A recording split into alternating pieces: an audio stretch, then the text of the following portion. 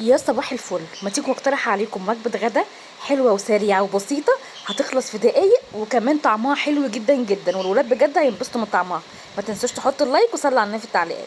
اول حاجة انا عندي هنا نص كيلو من اللحمة المفرومة، هاخد بس ربع كيلو منه هحطه في بايركس كده او في بولة، وهحط عليه بصلاية تكون متصفية ومبشورة.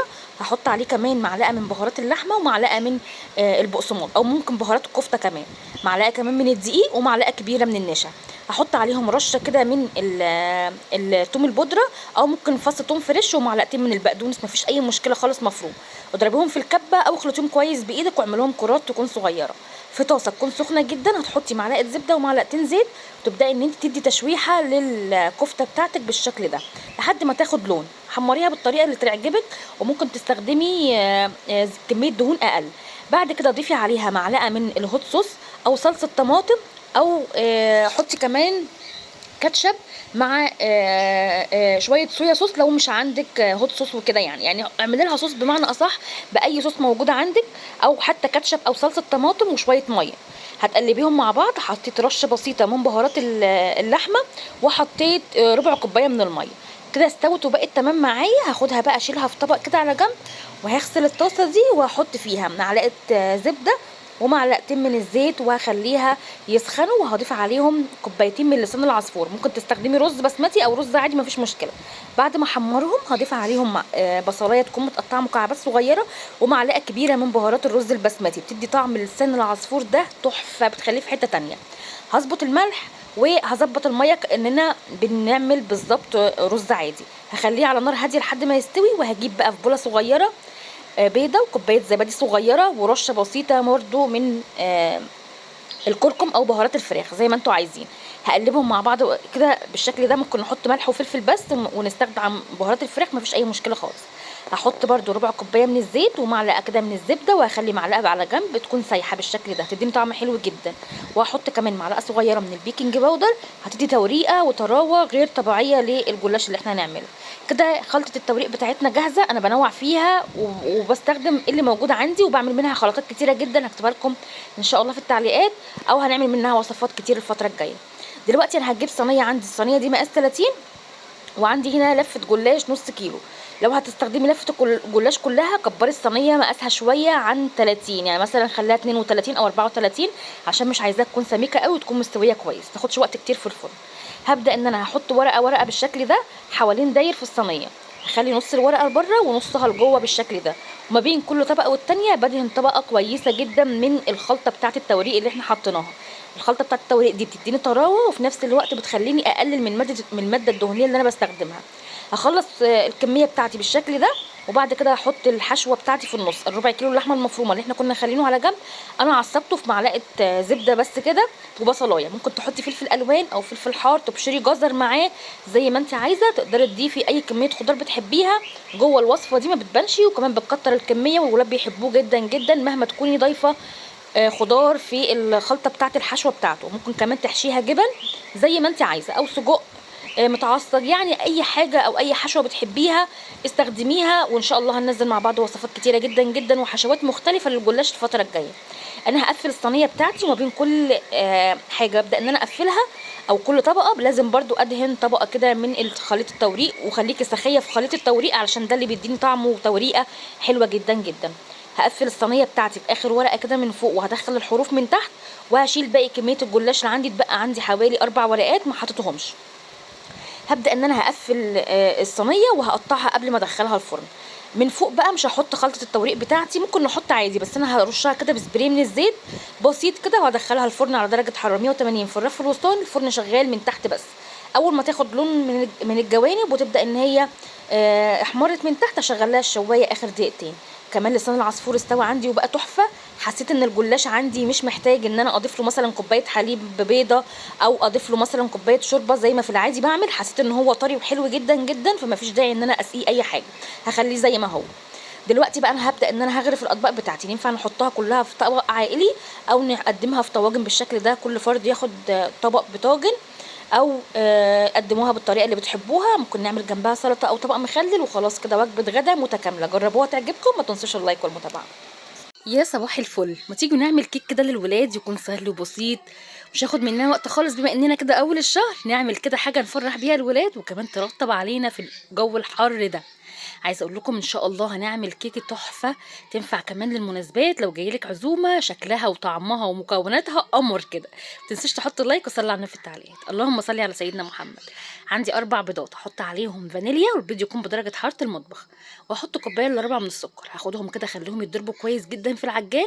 هكون جبت عندي هنا كوبايه ونص من الدقيق، عليهم باكت من البيكنج باودر، وعليهم رشه ملح. باكت البيكنج باودر ده 14 جرام، انا كنت واخده منه حوالي يعني نص كوبايه، نص معلقه، ممكن تستخدموا معلقه بس كبيره مليانه، ورشه ملح وربع كوبايه من النشا. تمام. هقلب كل المكونات مع بعضها الجافه واروح حطاهم على الخليط بتاع البيض والسكر، ومعاهم نص كوبايه من الميه الساقعه جدا المتلجه. هقلبهم مع بعض في العجان على اقل سرعه، او ممكن نستخدم بس سباتولا او مضرب يدوي او كهرباء، مفيش اي مشكله خالص. الخليط بتاع الكيك بيبقى شبيه لخليط الاسبونج بالشكل ده، يعني ده يعتبر كده سبونج بيتي خطير وسهل وبسيط جدا. الصينيه كده المقاس اللي هي 28 دي حطيت فيها ورقه زبده، وهبدا ان انا هحط فيها خليط الكيك بالشكل ده.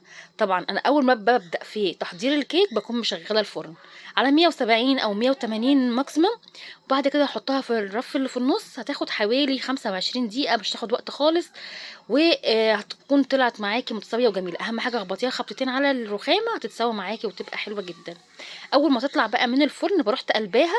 انا يعني الخطوه دي فصل مني الموبايل، فانا قلبتها في نفس الصينيه وخليت الجزء اللي هو تحت هو اللي فوق علشان متساوي وجميل يعني. هبدا ان انا هشربه كوبايتين من الحليب، وهخليها بقى على جنب تبرد تماما. اكون جبت كوبايه من الكريم شانتيه وربع كوبايه من السكر، وممكن اختياري بقى تضيفي يا اما علبة كريمة خفق زي دي اللي هي الصغيرة خالص دي، او تضيفي معلقتين من الكريم باستري لو متوفر عندك. مش متوفر مفيش مشكلة. هضيف عندي كمان كوبايه من الميه المتلجه، وهخليهم بقى يتخفقوا على اعلى سرعه لحد ما كريم شانتيه يبقى عندي بالشكل ده.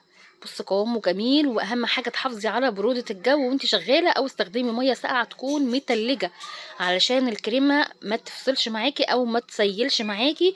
وحاولي ان انت يعني نوع الكريمه بيفرق جدا انت استخدمتيها خام غير ما تستخدميها بسكر. تمام.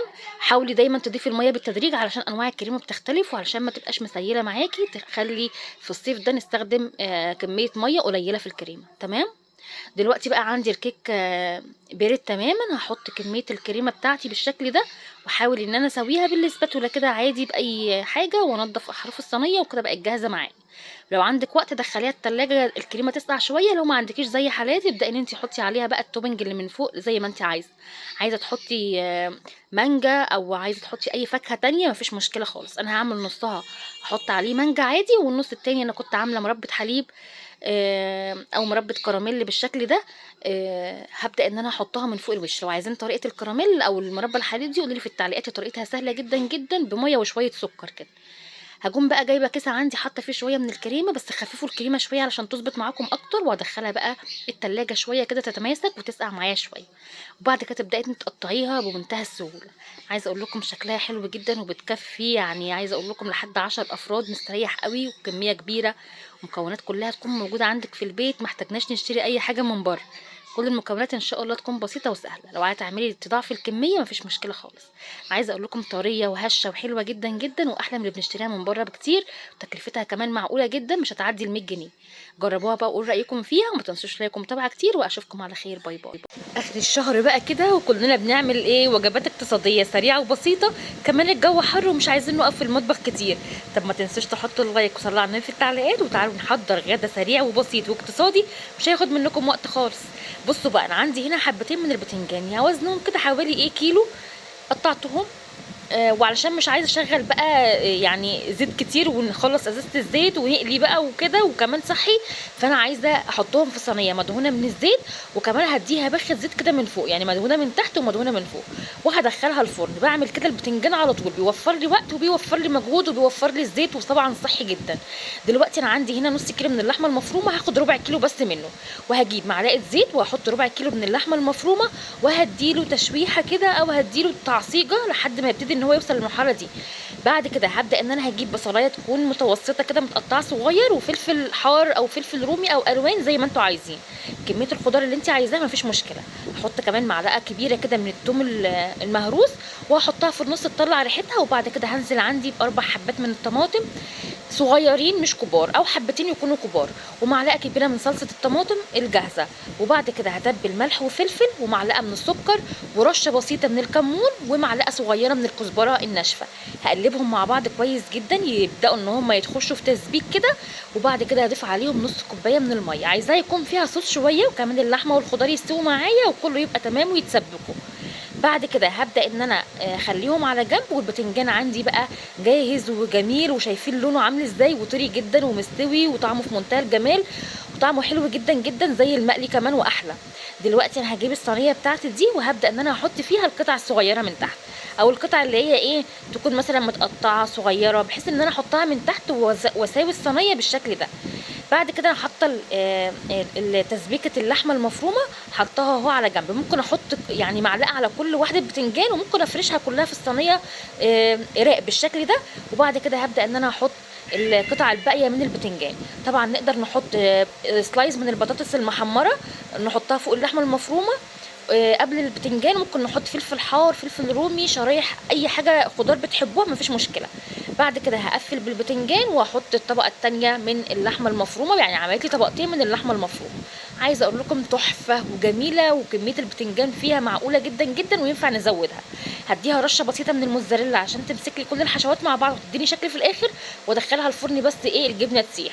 طبعا نقدر نحط لها كوبايه من البشاميل من فوق الوش ونستغنى عن الجبنه، مفيش اي مشكله خالص، براحتكم زي ما انتوا عايزين. مش محتاجين جنبها غير حبه مخلل وشويه عيش كده يكونوا صابحين وخلاص، يبقى عندنا ألذ طاجن مسقعه تحفه خطير باللحمه المفرومه. جربوا الطريقه دي هتنفعكم جدا جدا، سريعه وبسيطه واقتصاديه، وهتكفي كل العيله، وتقدري تزودي الكميه زي ما انت عايزه، وهي كميه اللحمه المفرومه، وتقدري تعملي رقات وطبقات كتير زي ما انت عايزه من الخضار. ما تنسوش تجربوها وتقولوا رايكم في التعليقات. صلوا على النبي واشوفكم على خير ان شاء الله فيديو جديد. باي باي.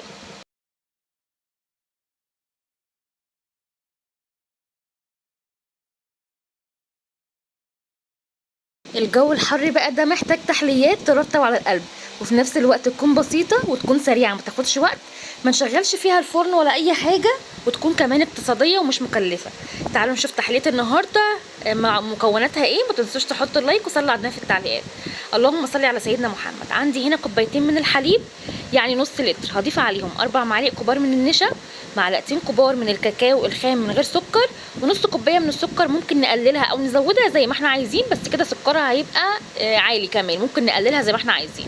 نقطتين من الفانيليا هقلبهم على البارد، وبعد كده هرفعهم على النار لحد ما يتحولوا البودنج بالشكل ده، علشان نعزز الطعم ونخليه كريمي اكتر ونحوله من بودنج من بودنج عادي لقوام غني وجميل. ممكن نضيف مكعبين من الشوكولاته ومعلقه من الزبده او معلقه من القشطه او علبه قشطه، ونستغنى عن الشوكولاته، يعني الاضافه دي اختياري وممكن نستغنى عنها. هقلبهم مع بعض في الحراره بتاعه البودنج كده لحد ما يدوبوا معايا تماما. في الوقت بقى ده هخليهم على جنب، وهجيب عندي هنا 4 باكت من البسكوت هيعملوا كل الكميه اللي موجوده معايا دي.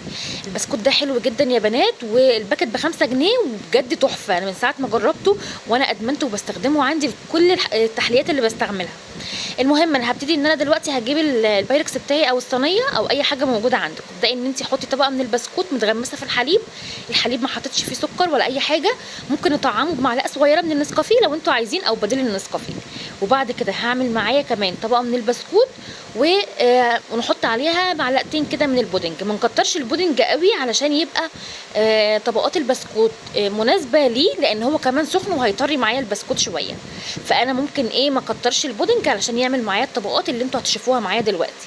ممكن نستبدل طبقه البودنج دي بطبقه من الكريم كراميل او كريم شانتيه زي ما انتوا عايزين، بس طبقه البودنج اقتصاديه وسريعه وطعمها بجد حلو جدا جدا. خلصت كل الكميه. بعد كده هجيب عندي 3 مكعبات من الشوكولاته، وهحط ربع كوبايه من الحليب ومكعب زبده، احطهم في الميكروويف او اسيحهم باي طريقه انتوا عايزينها. لو سخنتوا الحليب وحطيتوه عليهم هيسيحوا معاكم بمنتهى السهوله، مفيش اي مشكله. وهحطها طبقه اخيره من فوق كده تديني طعم ريتش كده وعالي، وهتخلي طعمها حلو جدا جدا. تزيين بقى على حسب رغبتك. الافضل ان احنا نخليها في التلاجة كده ساعه او ساعتين قبل التقديم. انا عايزه اقول لكم بتبقى تحفه جدا، وكل ما بتبات كل طعمها بيبقى احلى. جربوها، انا متاكده ان هي تعجبكم جدا. وتعالوا بقى دلوقتي نفتحها من جوه ونشوف شكلها بقى عامل ازاي. ممكن كمان يعني ناكلها كده بالمعلقه، وممكن كمان نفتحها يعني نقطعها زي قطع ونقدمها، ما فيش اي مشكله، لان هي اصلا متماسكه وجميله وخطيره جدا جدا ومتناسقه كمان جدا من جوه. طبقه البودنج مناسبه جدا لكميه البسكوت، وعايزه اقول لكم تحفه. جربوها، انا متاكده ان هي تعجبكم جدا. ما تنسوش تقولوا رايكم فيها وتطبقوها وتبعتوا لي التطبيقات بتاعكم على رسائل البيج، واشوفكم ان شاء الله على خير فيديو جديد. باي باي.